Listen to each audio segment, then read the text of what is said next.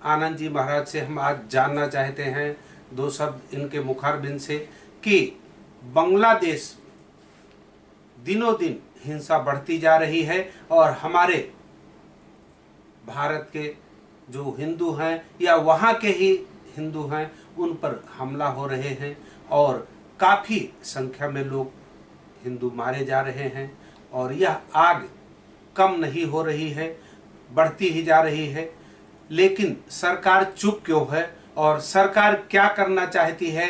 सरकार कहीं ऐसा तो नहीं करना चाहती है जैसे लोगों का गुस्सा फूट पड़ा था जो जम्मू में हुए हमले थे, उसके बाद सरकार ने डिसीजन लिया और पाकिस्तान पर आक्रमण कर दिया। तो क्या वही होगा या नहीं होगा, या सरकार कान में रुई डालकर क्यों बैठी है, यह समझ में नहीं आ रहा है। आज चारों तरफ लोग जो है, विश्व हिंदू परिषद हो या कोई भी हिंदू संगठन हो, सभी लोग कलेक्टर को ज्ञापन देते हैं और रैलियां निकाल रहे हैं। इसके विरुद्ध लोगों का गुस्सा बढ़ते जा रहा है। तो इसको लेकर गुरुजी बताएंगे।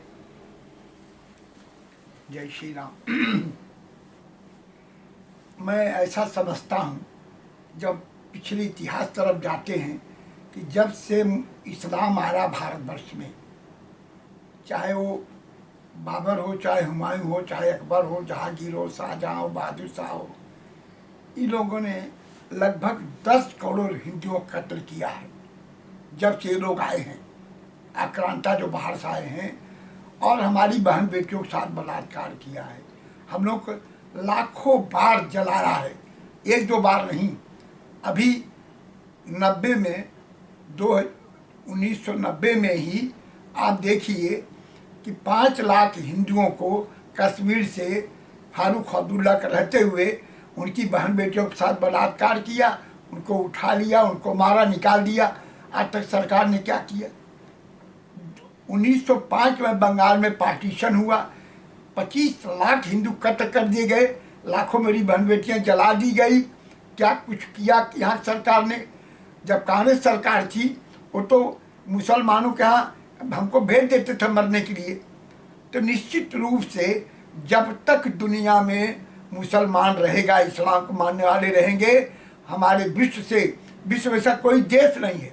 अमेरिका ट्विन टावर हो, लंदन हो, जर्मनी हो, फ्रांस हो, बेल्जियम हो, हमको कहीं बताइए दुनिया में कि जहाँ इस्लाम एक घातक कार्यक्रम न करता हो, लोगों को जलाता न हो, मारता न हो। ऐसा तो पूरी दुनिया की समझ में आ गया है कि इस्लाम जो है सब आतंकवादी हैं। लेकिन अगर भारतवर्ष को बचाना है, हमारे यहाँ 1947 में 10 लाख हिंदू मारा गया, 1947 में। ऐसे हमारे पास 1000 एग्जाम्पल हैं कि मुसलमानों ने 10 करोड़ हिंदुओं को मारा है आज तक, और हम हमेशा मार खाते हैं। उसका सिर्फ एक ही कारण है, उसका कारण है हिंदुस्तान के गद्दार लोग। जब तक देश के गद्दारों को देखते गोली मारने का सरकार आदेश नहीं करेगा, मैं 2 चीज़ कहता हूँ कि मैं 1 साल के अंदर पूरे देश से आतंकवाद खत्म कर सकता हूँ और गरीबी दूर कर सकता हूँ।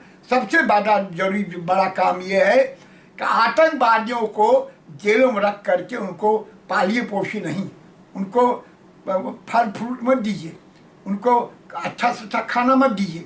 आतंकवादियों को देखते गोली मारिए, और जो पाकिस्तान की, ईरान की, तुर्की की, मलेशिया की, इजिप्ट की जो उनका तारीफ करते हैं, ऐसे हिंदुस्तान के चाहे किसी भी बिरादरी को, ब्राह्मण हिंदू हो, मुसलमान हो, क्रिश्चियन हो, पारसी हो, ईसाई हो, जैन हो, बौद्ध हो, कोई भी है, उसको देखते गोली मारने की जरूरत है नहीं। तो हम हमेशा गुलाम रहे हैं। और आगे मैं आज आपको दावा कर रहा हूँ कि 2050 में भारतवर्ष में 120 करोड़ मुसलमान हो जाएगा। सन 50 में बहुत दूर नहीं है, अभी हमारा 26 स्टार्ट होने रहा है। 25 साल के बाद जिस दिन मुसलमान 100 करोड़ यहाँ हो जाएगा, हिंदुओं को अपने बाल बच्चे को लेकर समुद्र कूदना पड़ेगा, या तो मुसलमान आपको धर्म परिवर्तन करना पड़ेगा। इसीलिए सत्ता कभी कुछ नहीं किया। जब जब हिंदुओं का कत्ल हुआ है, आज से नहीं हजारों वर्षों से, 1000 वर्ष 710 से लेके 1700 तक मुगलों ने शासन किया, 250 वर्ष अंग्रेजों ने किया, अब ये गुलाम जो नेता लोग ये गुलामी चला रहे हैं देश को, जब तक देश का हिंदू जागेगा नहीं और हमें जातियों में मजहबों में हमको बचना नहीं है, हम हिंदुस्तानी हैं, हमको जागना पड़ेगा। जिस दिन जाग जाएंगे, जो भी हमारे देश का अगर नहीं होगा तो हमारे देश में मुसलमान नहीं आता। हमारे यहाँ मुसलमान कहलाया कौन? महाराणा प्रताप के विरोधी कौन था? हिंदू था। शिवाजी महाराज के विरोधी कौन था? हिंदू था।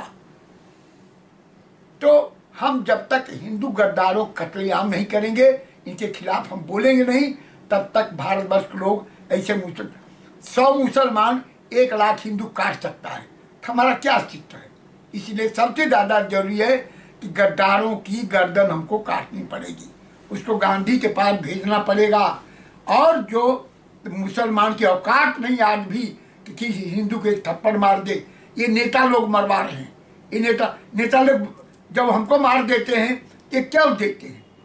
अगर पाकिस्तान में 3 दिन 4 दिन लड़ाई चली तो पीओके क्यों नहीं कब्जा कर लिए, क्यों छोड़ दिए?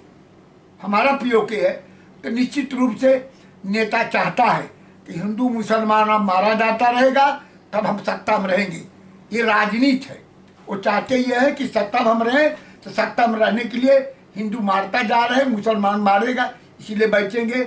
इसलिए हिंदुओं को मरने के लिए न ढाका में कुछ किए, न करेंगे, न करने, इसको हमको आपको करना पड़ेगा। इसलिए पूरे देश हिंदुओं को सतर्क होकर तैयार होकर के हमको भी, हमारा एक मुसलमान एक हिंदू को बांग्लादेश जलाता है, क्या हमको 100 मुसलमानों को जलाने की प्रक्रिया शुरू करनी पड़ेगी, तभी मुसलमान मानेगा। मुसलमान प्रार्थना से, निवेदन से कभी नहीं माना है, आज क्या मानेगा? इसलिए मुसलमान अगर हमारा एक हिंदू को जला कि हाँ पूरे भारतवर्ष 100 मुसलमान को जला दीजिए, चुप हो जाएंगे। एक छोटी सी बात के लिए एक धुरंधर पिक्चर आई है, उसके लिए सऊदीया, ईरान, इराक सब ये लोग पिक्चर बंद कर दिए एक छोटी सी बात को लेकर के। तो हिंदू, मैं समझता कि हिंदू मतलब नपुंसक। 1000 साल से हिंदू जो है लात खा रहा है, बहन बेटियों के साथ बलात्कार हो रहा, हम कुछ नहीं कर पा रहे हैं। इसलिए मैं आज चैलेंज करता हूँ कि देश का हिंदू नपुंसक है, अगर नपुंसक नहीं है तो एक साथ खड़ा होकर के मुसलमानों के, अगर मेरी बहन बेटी भगाते हैं, तिनकी बहन बेटी, और एक मुसलमान हमारा हिंदू जलाता है, तो हमें 100 मुसलमानों के यहाँ जलाना पड़ेगा। उसी दिन आतंकवाद देश से बंद हो जाएगा। जय श्री राम।